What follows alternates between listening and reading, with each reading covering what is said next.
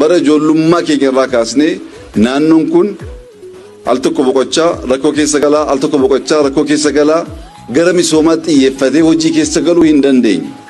Kana keessaa ba'anii laphee guutuun sammuu guutuu misooma keessa galuudhaaf waa'een nagaa dubbatamuu qaba taanaan asitti bakkisa. Maaliif waa'een nagaa dubbii ijoo ta'uu jettan ummanni keenya arbaa.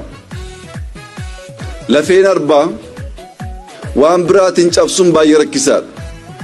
Lafee arbaa cabsuuf namoonni arba cabsuu barbaadan jalqaba lafee arbaa biraa barbaadu.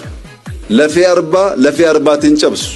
Lafeen cabne kana cabsuuf lafee keenya fayyadamuun dirqama waan ta'eef bara baraan rakkoon naannoo keenyatti uummata keenyatti mudachaa uummanni keenya uumama kenname irraa fayyadamee misoomuu jijjiiramuu soo qabu bara baraan waa'ee naannoo kanaa gaafa yaanu dubbiin nageenyaa dubbiin ba'anii galu dubbiin yaadanii hojjechuu rakkoo ta'ee tureera.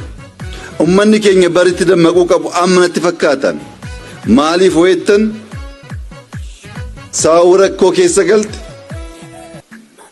kan albeen natti fiigeef kan hordaan natti fiigee argee jette rakkoo keessa jiru jedhanii warra albeen natti fiigaa jiran kan